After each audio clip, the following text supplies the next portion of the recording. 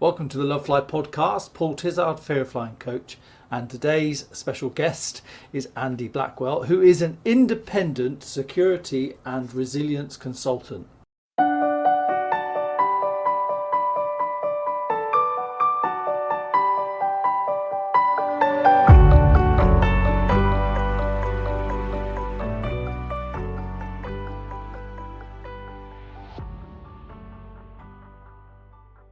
Andy, do you know how long I've been waiting to get somebody with your caliber on to talk about security and stuff like that? I'm so grateful you can join me. So thank you and welcome. Absolute pleasure to be here, Paul, and I hope I can allay any concerns that your listeners may have about flying. For people just tuning in, might have thought, because people ask me about terrorism and all that stuff. We'll get into all of that. But Yeah. just as sort of people know what they're getting, would you mind just giving us a kind of like a potted history of your background, how you got to be the man we know you ought to be now? Okay. Well, I'm old. I mean, I've got 46 years experience, I suppose, protecting people, organisations, and their assets. And that's mainly sort of connected to transport. But if I take you back to my leaving school days, and I joined Customs and Excise at Heathrow, I was on the sort of cargo control division. And Right. then I decided to switch camps. There was a lot of rivalry at the time between customs and police. I think that's a lot better now.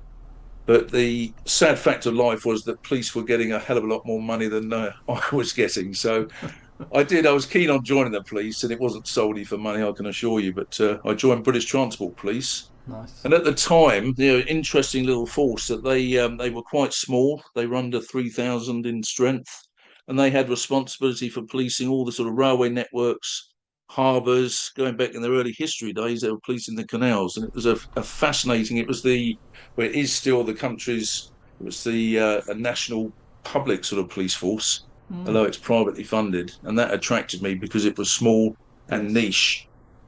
Now, having joined that, I was very, very lucky. I went into the sort of CID side. That attracted me. I did 2 years in uniform, which you had to do then. Mm.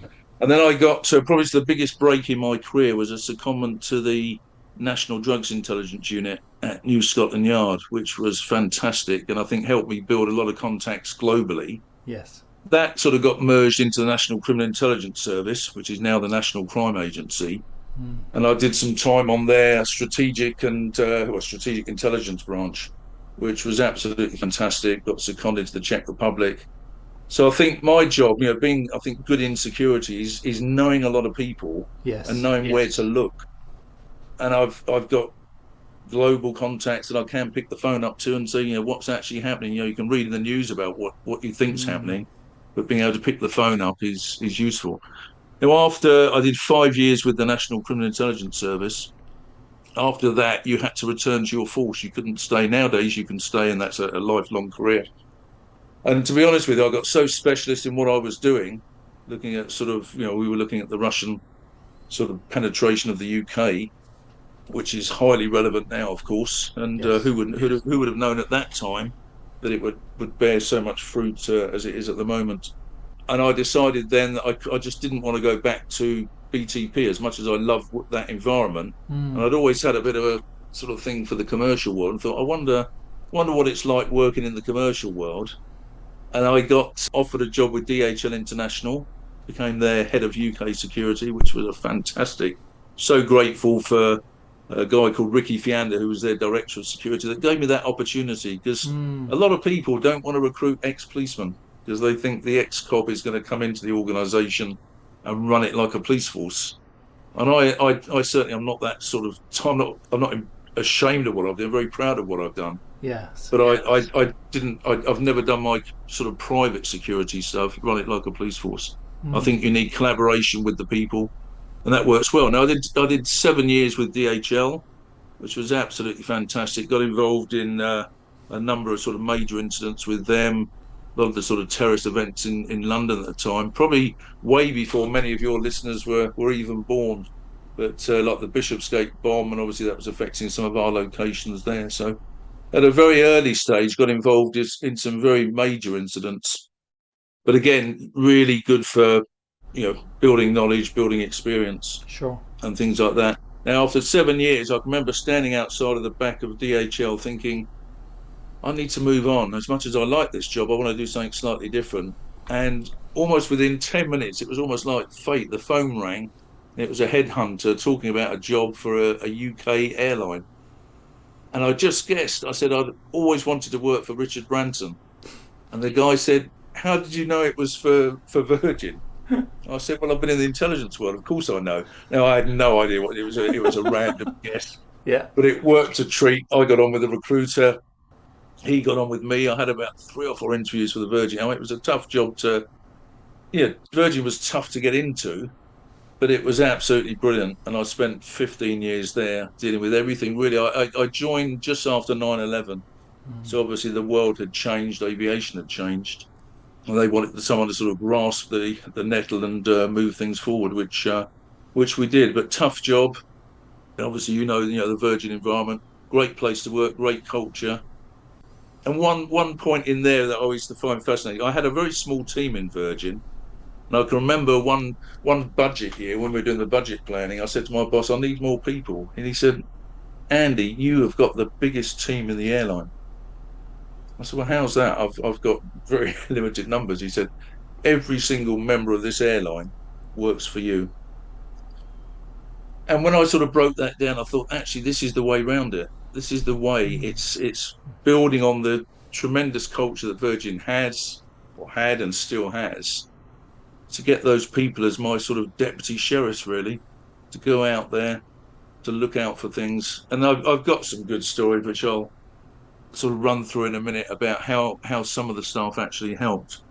Excuse me. That's a very long sort of introduction No, to it's good. I didn't how know. I There's a got couple of bits I didn't know there. That was really interesting. to what I do. And then after I retired from Virgin, I thought, well, I can't, having worked for Virgin, as you know, you can't really retire. You think, you've been so hectic and busy in a nice way, that I thought I still need to do something. Yes. And now I do a lot of sort of private work. I do work with a company called ISAR that looks at sort of threat intelligence around the world, which is great. And I still keep my hand in. So I do think I get a very, very good overview now, certainly in my current role and the work I'm doing with ISAR, of what's happening in the sector. And that I still like. I can't ever imagine sort of totally retiring. I suppose No. one day when I get far too old to get around or be credible, I'll have to go. But it's such a fascinating sector. Well, it's And the test is, Andy. So if you can keep going until you send your tongue comes out to meet your fork with the food on it. Once you do that, you've got to leave. That's just the rule. I've read it somewhere. yeah, Yeah. I'll bear that in mind. I'll bear that in mind, Paul. But I think people. I think the one thing I'd like to do well, a number of things I'd like to do today is sort of, I suppose, assure your listeners that they'll have read and heard a lot about aviation, Yes. and to say that it's still the same. Yes, it's troubled. It got absolutely devastated during the pandemic, like a lot of other sectors, but it is recovering, and parts of it are recovering really well. Yeah, the headlines are, it's like everything else. Don't believe everything you see in the newspapers. Yes. And I suppose one question your listeners will want to know is, is aviation still a target? Are terrorists still interested in it? Yeah. Is Because that question, clearly, and is it safe? That's as long as we get that yeah, follow up. Yeah. because at the end of the day, terrorism or aviation will always be of interest to terrorists. They've got an unhealthy interest in it. That said, when you actually look at the sector, and I'm proud to be part of this, and I'm sure you are as well, it's heavily protected. So it's very, very difficult for them to target it. And of late, if you've listened to the news over the last week or so, the head of AQ, Zawahiri, was taken out in a US drone strike. So since 9/11, slowly but surely, the leadership of IS, or much of it, and AQ have been the principal people that were targeting aviation, have been degraded. Now, that's not to say we should become complacent and say, "Oh, that's okay." But it is harder for them. For them to be able to conduct something like a 9/11 style attack now is incredibly unlikely. But what they could do is lower level type attacks using sort of lone actors. So they don't have the sort of structure that they had prior to 9/11. But that said, when you look at how is the industry protected, and I wrote down before this call, I wrote down a few things to say, well, what have we got that protects it? Why do we say it's the safest travel sector? And as I've always said, I think the riskiest part of aviation is the road trip to the airport. Yes. And when you look statistically, that's a fact.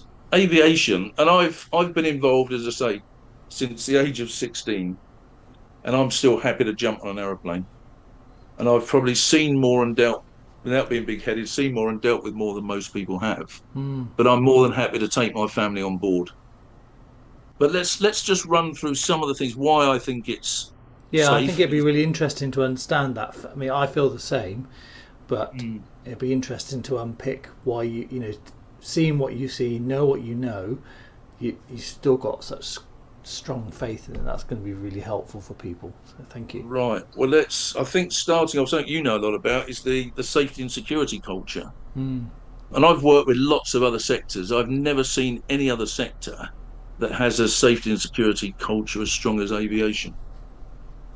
Now, I think the security culture is a little bit behind the safety culture, but it's getting there.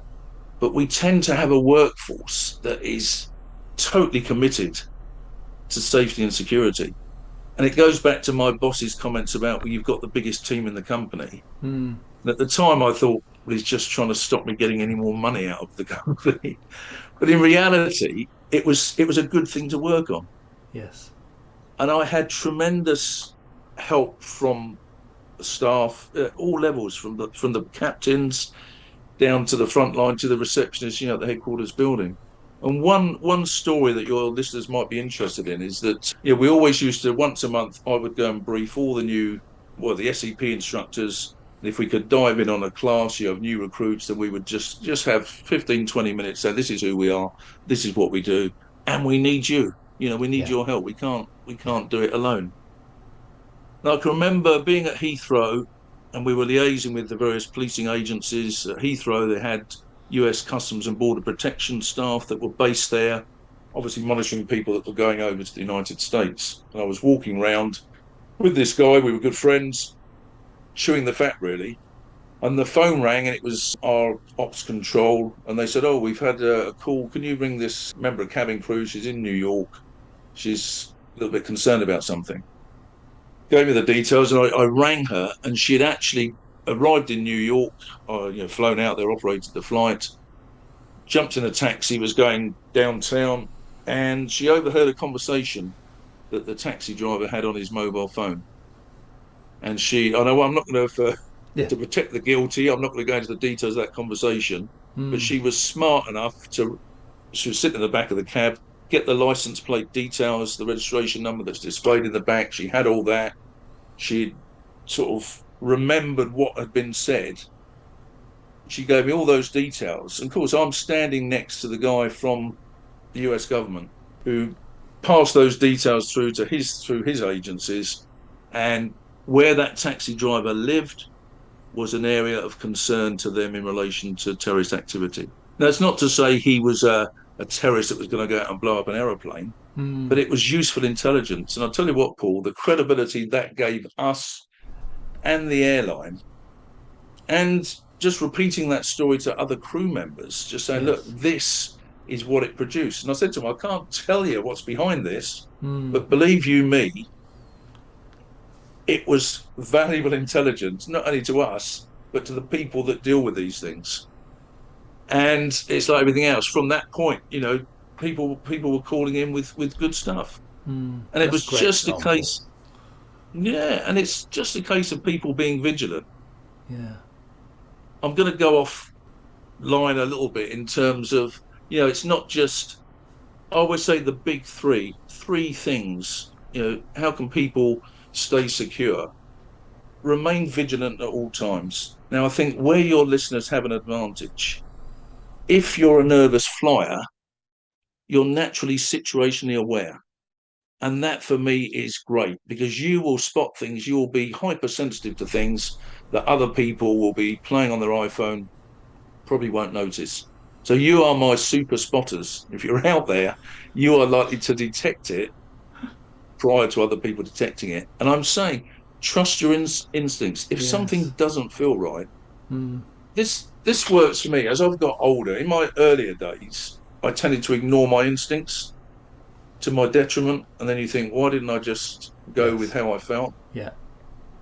As I've got older and I like to think a little bit wiser, I tend to know if I get that gut feeling, I react to it straight away. Mm. No messing around. I don't challenge it. I think if that doesn't look right, it doesn't feel right, then you know what? It probably isn't right. Yeah. And I think, if you remain vigilant, report anything suspicious Yes. immediately. Don't wait or don't assume like some people do, think, oh, someone else must have reported that. Mm. I mean, we see so many events, major events, where, some of these major terrorist attacks where people say, oh, yeah, I did see that guy come through and I didn't like the way he was acting. But I didn't think, I didn't, they don't like, they feel awkward about reporting it. Mm. And I think never, ever, if you don't think something's right, Yes. what's the worst that can happen? It's just a full school. Someone looks at it, said, no, thanks very much. It's not what you think it is. There's a valid reason why that person's Yeah. behaving that way. Yeah. Nothing lost. But I think the trouble now, we have so many terrorist cases that when you look back over the years, the missed opportunities to act. Manchester Arena being and again, because of the court proceedings pending on that, I don't want to go into too much detail, but there were significant missed opportunities there. But so the big three: remain vigilant, immediately report anything suspicious, and strictly comply with the security arrangement. A lot of people say, "Oh, yeah, why do I have to do that?" I think if you comply with the guidance and advice that's out there, you can't go far wrong. Mm.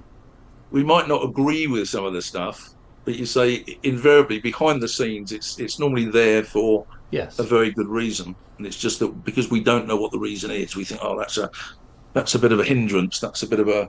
So, what sort of things would you say fall into that category? I think things like like the liquids, Yes. like not going through the airport. And I know the CEO of Heathrow the other day, and I don't know whether it's deflecting blame on his staff, but he mentioned the number of sort of hours that are lost because of people aren't prepared when they come to the airports. And I think the US were quite good on this, going back a few years, that they Mm. actually had lanes, lanes for business travelers, so people that are used to passing through could go through very quickly. Yes. Someone that's got loads of liquid, bags full of makeup, they're going to have to go in the slow lane because they're going to have to divest themselves of all these Mm. things. Mm. But I think it's trust what you're being told. I think as the security equipment develops and gets better. It's very good now, but it'll improve. And there's vast improvements being made in some of the detection equipment. Then I think a lot of these rules that we think, oh, this is why do we have to? Why do I have to take my laptop out the bag? Well, Yes. the bottom line is because the operator can't see it. He gets a much better view of it if it's out the bag. Mm. So if you're there and you want to try and you're trying to spot a bomb, well then perhaps we have to give him the best chance of doing it, Yeah. albeit it might be a bit of a fuss to us to take it out. So I think it's being a little bit more understanding sometimes, and I'm sure your listeners don't behave in that way. But I've been at some security checkpoints where I think, oh, give them a chance. Mm. They're trying to, I suppose, guarantee your safety on that aircraft. Exactly.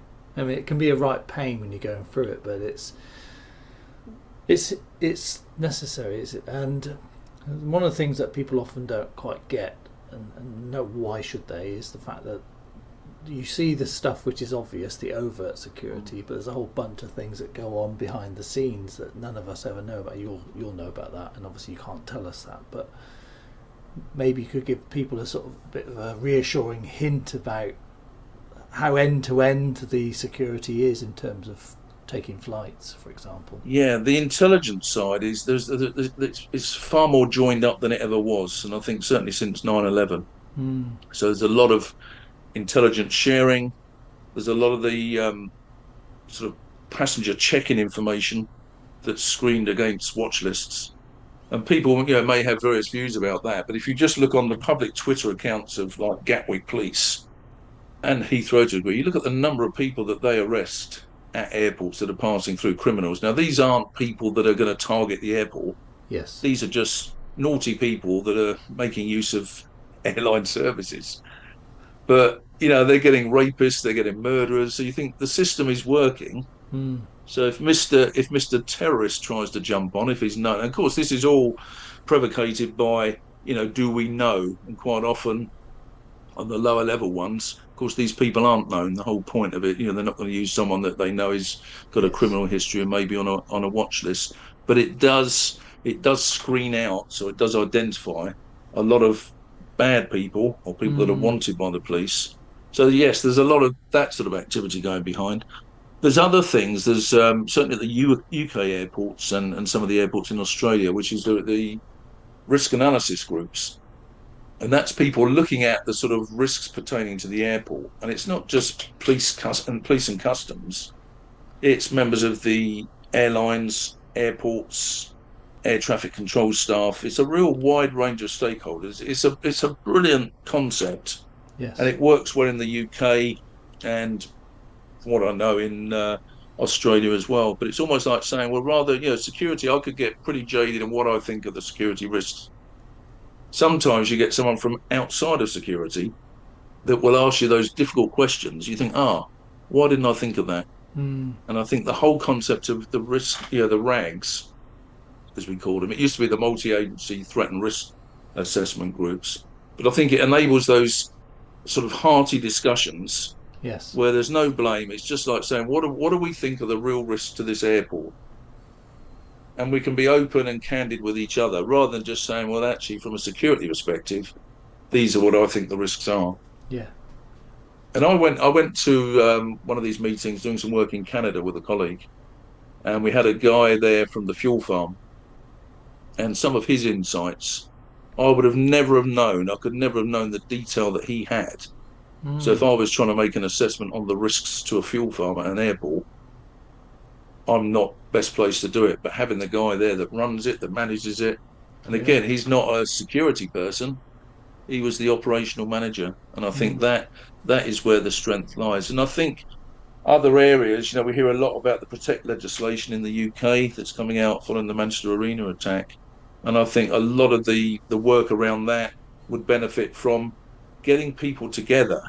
Let's not be too precious about, it can only be security. When I first joined the policing and security, it was all, if people weren't in that sort of community, you wouldn't take any notice of them. And that was a fact. Yes. Whereas now I think they've grown up a bit thinking, actually, a lot of the good knowledge is outside of us. A lot of the knowledge your listeners will have will be of tremendous use. A lot of the knowledge the cabin crew had, she was there in the cab with the bloke. Yeah. So we've got to be more open. I think security in the past has suffered from, we can't talk about it. It's secret. We can't tell you. Yes. And that's an easy way to hide behind. Most things you might not be able to tell the operational details. You're not going to say, we're looking at this person, this named person. But you say the reason why we're doing this is because of this threat. And likewise, the way when I got back to the cabin crew without compromising any operation, saying, your information has been of use in connection with a terrorist investigation. End of. Yeah. And most people, they don't come back. I've never found them come back and say, tell us the name. What terrorist group is that?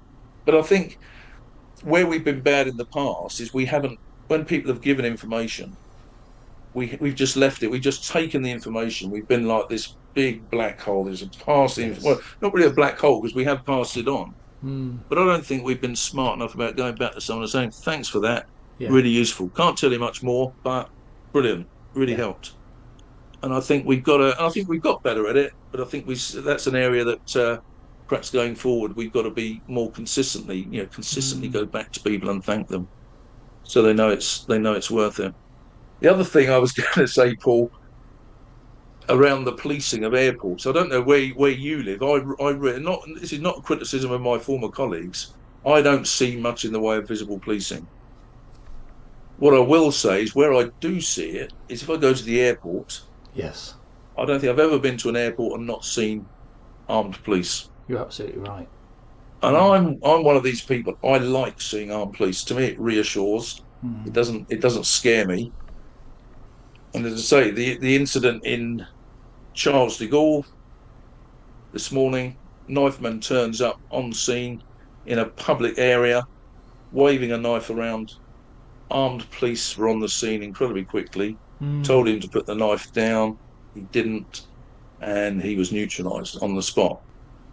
Tragic circumstances, we don't know the situation behind it, but whilst you could argue, say, well, that could scare people, that's scary, I'm not going to go near an airport. To me, it's the complete opposite. Yeah. It's saying, well, actually, we can't control people's actions. We will have people out there, and some of it's mental health, some of it's obviously committed terrorist activity that will do bad things. To me, it's all about the response. How do the authorities respond when it happens? Yes. And the speed at which they respond. And I've seen this at a number of airports. And the fact you've got police there, we, at our last call, Paul, we joked, didn't we, about if you're going to have a heart attack, we'd want to have it at the airport. And exactly. I think if you have a security event or a medical event, I think you've got a greater chance of getting help quickly if you're within the airport environment. Yeah, absolutely. I think you're right, and I think it's really reassuring. I'm the same as you. I'm not bothered by, maybe because I was in the military at some point, and perhaps guns don't worry me. Because I don't, obviously, if some crazy person had one, that'd be a different matter. But yeah, I agree. I always feel much safer once I'm in the airport environment, medically, physically, everything. Because of I know a little bit about what goes on, but it's just very reassuring.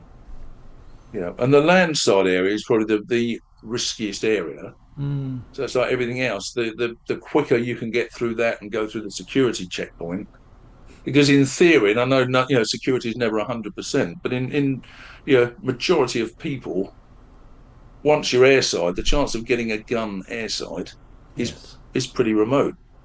So you're really, really safe once you're through. Landside areas, a lot of them are like public areas, and lots of some of them have become like shopping malls. So that's where the risk lies. And it's interesting with the incident in Charles de Gaulle, because that was a public accessible area. Yes. Because obviously, if he'd have tried to go through on the screening, he's going to get caught out on that. Yeah, because I remember some people were quite upset. I remember this years ago, so forgive me, you'll know this better than me, but there was an incident at maybe Edinburgh or Glasgow. Someone tried to do something outside, like either ram the building. Yeah, drove the vehicle into the front. Yeah, the front and entrance. A lot of people like saying, well, it's not very safe. And I said, well, you just think about it. It's not a soft target. So what can you do if you're trying to get attention? Because that's what terrorists want to do: is get attention, disrupt people's lives, as you know.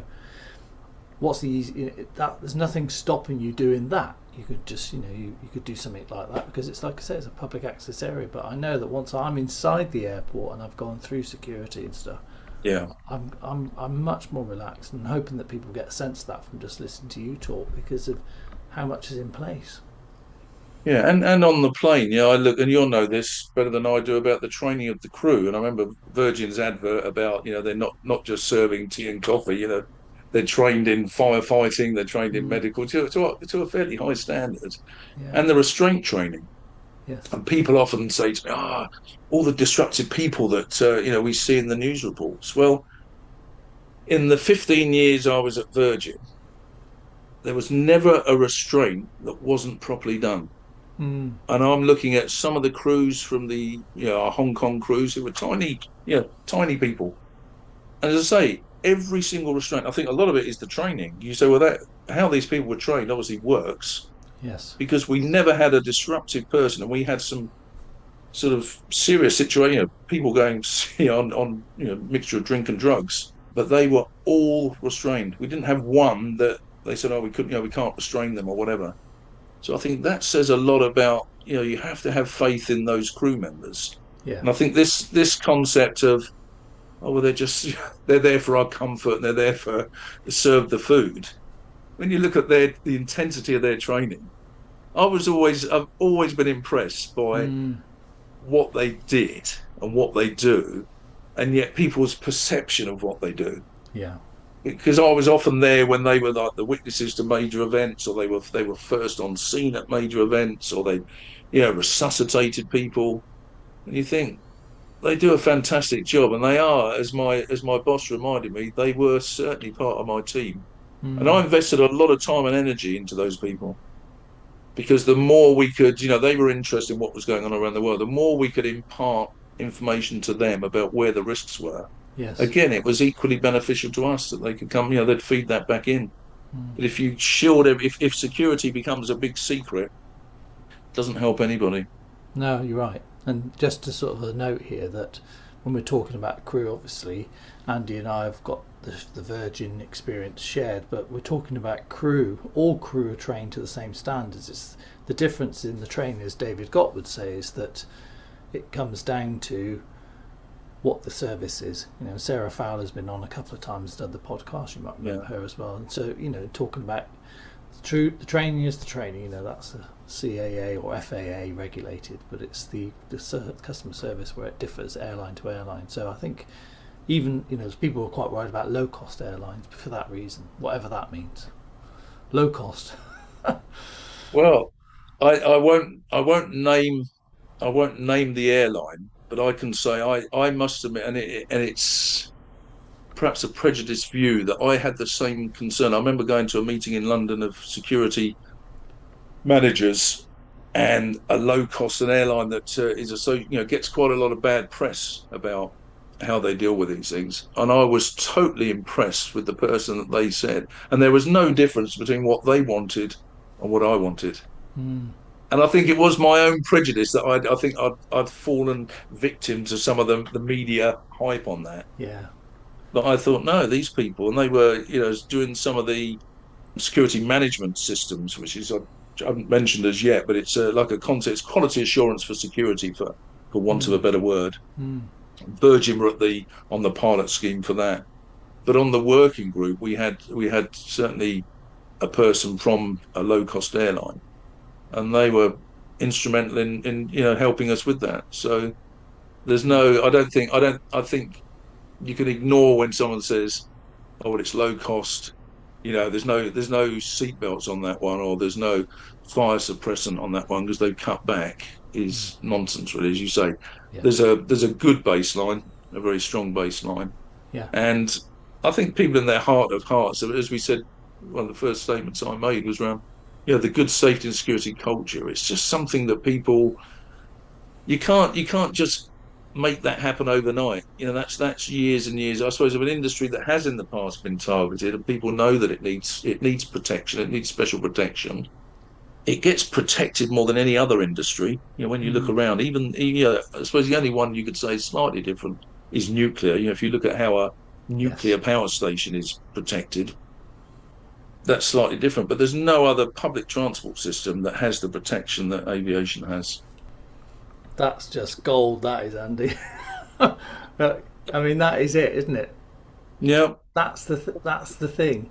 If you didn't say anything else, just saying that would be is that fact is just really helpful.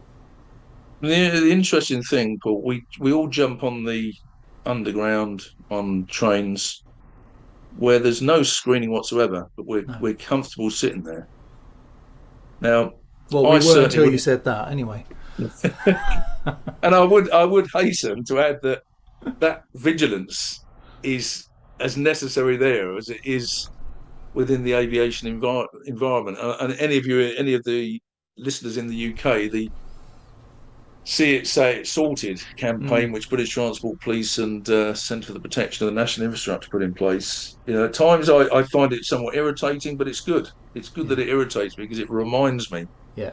And I certainly in the area I live, I cannot get on a train without hearing that at least once during the journey. That's true.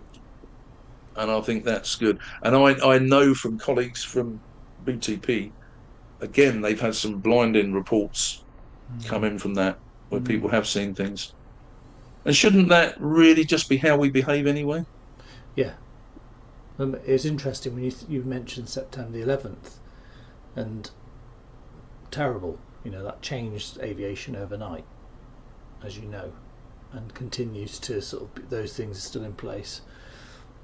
But it's interesting when I often speculate, like, had that, that it wasn't in people's psyche that is something that could No. happen, and I wonder if somebody was able to get through all the many measures that are in place now, what would be different? Because I don't think so. For example, back in the 70s, I remember people trying to get up to take me to Cuba or take me this, because you could get into the flight deck, and that was the thing, wasn't it? Whereas that was then been dealt with, and I wonder now if something similar, even slightly similar, was to happen, how passenger behaviour would probably be different. What do you think? I totally agree. And I saw this after 9/11, where people obviously prior to that would rarely want to get involved. Unless you've got like the US Marine contingent or the local rugby club on board that wanted to help out out the crew. But now, certainly since 9/11, if someone starts going mad on a plane, people step in. Yeah. The chances of someone trying to do that again, or being successful in doing that again, people aren't just going to sit there. And that's no criticism of what happened during 9/11 or prior to it. But as you say, people know because they've seen what happened and what people are prepared to do. And I think, again, without trying to scare your listeners, whilst I think it's unlikely, we have to have this heightened state of vigilance all the time. Yes. Because it takes one person to get through with one item. Now, the last couple of plots have been disrupted, again, through good detection and good intelligence. But we have to, I don't think we can become complacent. And if you said to me, what is the biggest risk? The biggest risk to me is people becoming complacent. And the sector's a little bit distracted at the moment because it's undermanned, it's trying to recover. And I think this is the time, and I say this to my colleagues in the airlines, and they do it. That focus has to be kept on. Yeah. It will be very easy to say, security's quietened down a bit now, it's all calmed down a bit. Americans have taken out head of AQ, that things will settle down. Well, their replacement and their program, they'll have someone in place very, very quickly that is equally as deadly as he was. The succession planning within terrorist groups is far better than in any other business organization. So again, if we do these three simple things, we can stay nice, safe and secure. Yeah, I think that's it. And it's like, with the human factors training that's since the 80s, 70s and 80s, since that's been in, we've had that 40 years now, and how sophisticated that's become. But you never see pilots that go, well, let's just skip the checklist, we don't need that. They still do it, they still improve it, they still report. It's this continual safety awareness that you see time and time and time again, and it sounds like it's very similar for security professionals as well.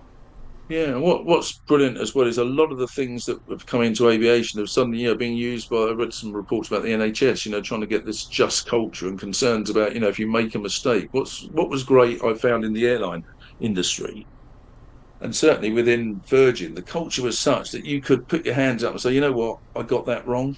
Yeah. And you were like almost held up as a local hero if you put your hands up to something like that. Where in other organisations I work for, if you'd have put your hands up, say it was me, you might have been out the door. Yeah, well, you wouldn't have put your hands up. You would have saved face, and that's all the stuff that they've. Because I was reading a book again. One of my favourite books is, I've got it on the shelf behind me here, is Matthew Said's book, The Black Box Thinking, and I love that because it's just like that idea, and it's not maybe one of the title that people would be nervous about. I would really encourage nervous flyers to read it because it's talking about the safety culture and no blame and all the things that have been learned and how they're trying to spread that into other industries. So it's a fantastic book. I've been in organisations where they say, we have a no blame culture, and it was a classic one where I'd gone to one of their risk meetings and they'd record an incident, and a fairly senior person in the business said, well, whose fault was that? And I thought, you cannot have that. You have to have top management, the leadership behind it, because any wavering of looking for blame or a scapegoat it goes out the window. But I think once you've been in Virgin, you're Virgin through and through. It never leaves your blood. But I think Virgin got that right. I can remember one incident involving two pilots that they were hailed as heroes. They actually said, we made a mistake, but by making that mistake, they can stop others making the same mistake. Yeah. And the company, I thought, did a brilliant job in saying, instead of, oh, they're going to be suspended. It wasn't that serious, but it was just great. You suddenly, and that was the time I saw I think this culture is certainly moving in the right direction because Yeah. people aren't scared to say they made a mistake. Yeah. We've had pilots on saying exactly that. That if they get on board and they said, you know what, I'm not in the right frame of mind. I'm standing myself down. There's no blame. There's no, the only thing I've heard management say when that's reviewed, they'll say, what can we learn from this? Is that why could that, because that costs money to get another pilot Yeah. out. Could we have learned? Could we have averted that? But it's never been like, who's this person? Why have they gone sick? It's all, and it's just a shift that you just don't see in other. And I'd say, although I saw it in Virgin, I do see it. I've worked with other airlines. I've seen Yeah. exactly the same culture. Exactly the same. I've seen it. I've seen it certainly across most of the airlines I've worked with. Some of the other businesses and organisations, it's not as clear. It's almost like, well, it's in the policy. So if you get the policy and procedure manual out or the strategy document, it's all written there. Yeah. But when it comes to it, you think, well, actually, you're not actually doing that, No. and That's your right. your staff know you're not doing it. Yeah, we do have a no blame culture here, but who the hell did it?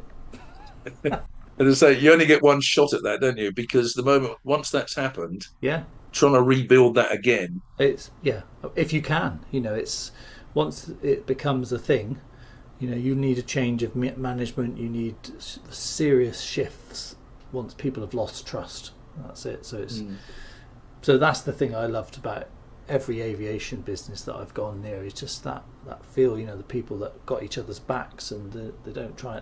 I don't know. It's just a different vibe to other businesses I've been in.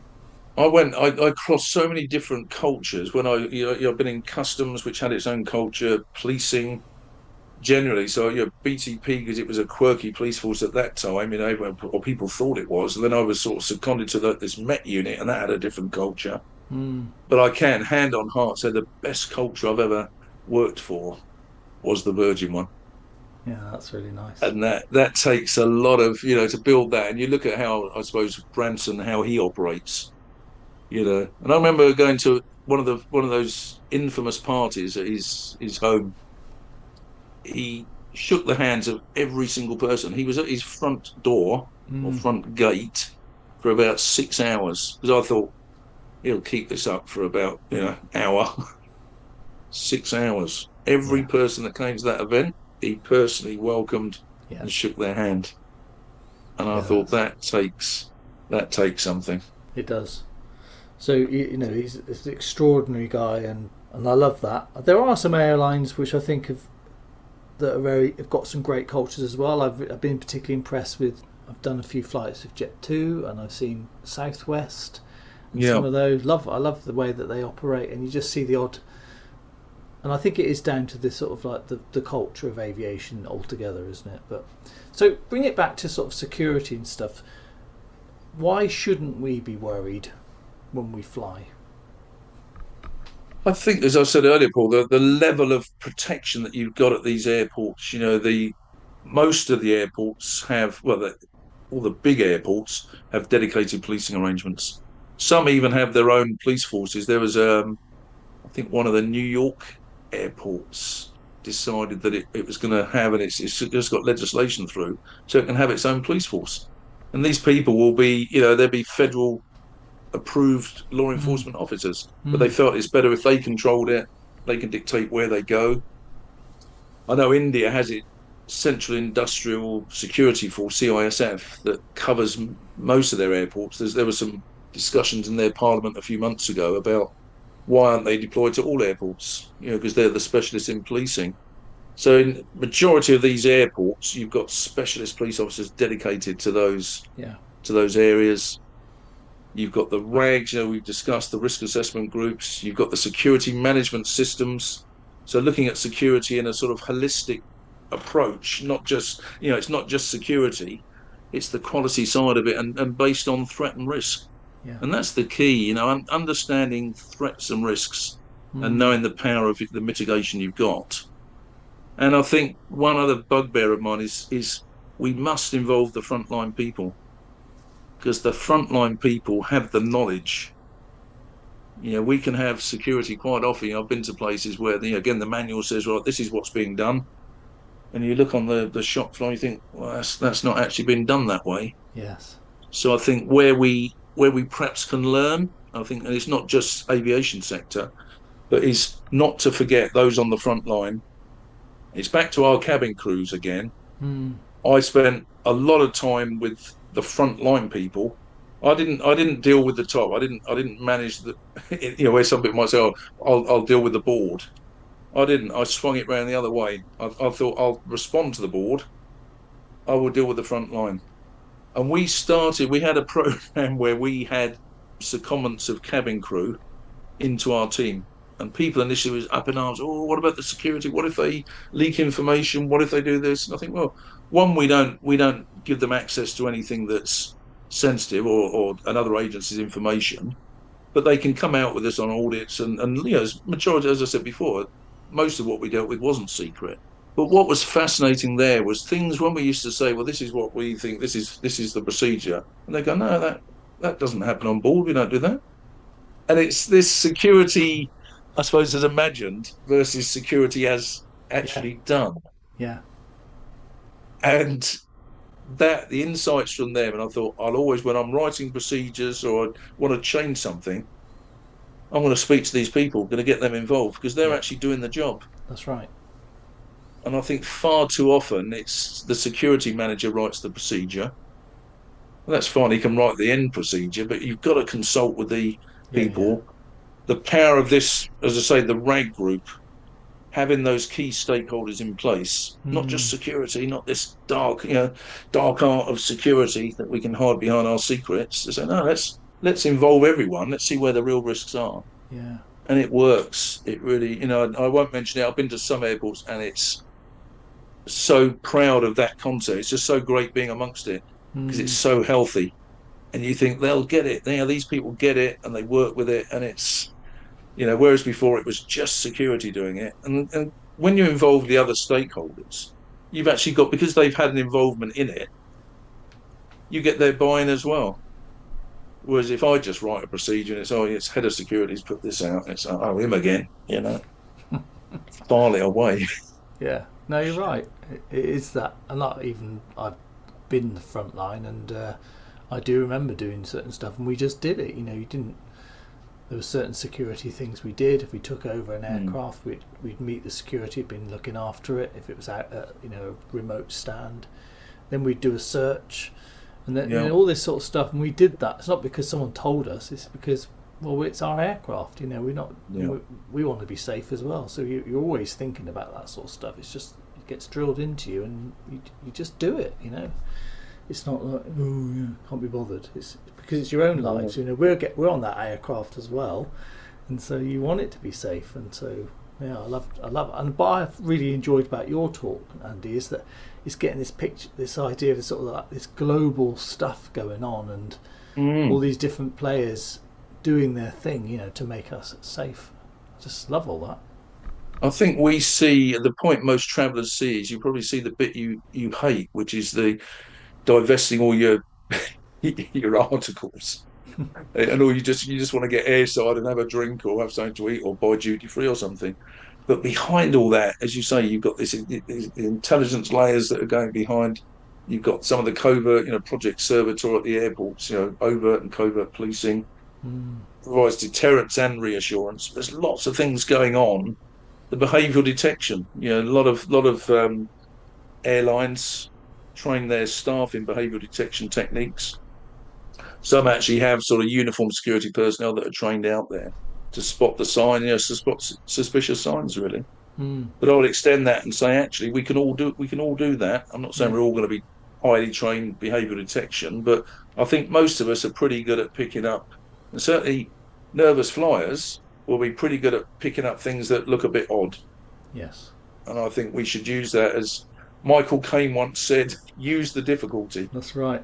And if people see that as a difficulty, I don't. I see it as an asset. I think actually, Yeah. by being a little bit sensitive to things, Mm. I want people to be like that. I spent half my nearly all my life trying to get people to be Yeah. sensitive to things or a little bit hypersensitive. Well, there you go, nervous flyers. But Yeah. there's a serious advantage to being a nervous flyer. In fact, Andy would prefer it you stay a nervous flyer and don't get over your fear of flying. I think the reality is that once someone's had that sensitivity, and you're right, the situational awareness, sometimes it's too much. You know, you're Yeah. looking at everything, but once they lose the fear element, you don't lose that kind of appreciation of the environment you're in, and you're looking around. And, you know, so I think you're right. That's it. It does. That's it. It's an advantage rather than someone just sat on their iPad. Yeah. So I've recruited a few more members You now, have, haven't I, yeah, that's right. to my to my security family. There'll be nervous flyers listening to this, going, saying to their partners, "I bloody told you it's there's a benefit to being a nervous flyer, you know." So, but let's just sort of dial it down a bit. You don't have to be on duty, you know, because a lot of nervous flyers are on duty, like making sure that the pilots and the cabin crew do their jobs. But they, you know, you don't have to also be part of Andy Blackwell's team, so you have permission to just sort of dial it down a bit, you know. But Andy, that's brilliant. I think as well is that the point I made, Paul, just to support what you're saying there, is to trust the people that are doing the job. You know, trust the.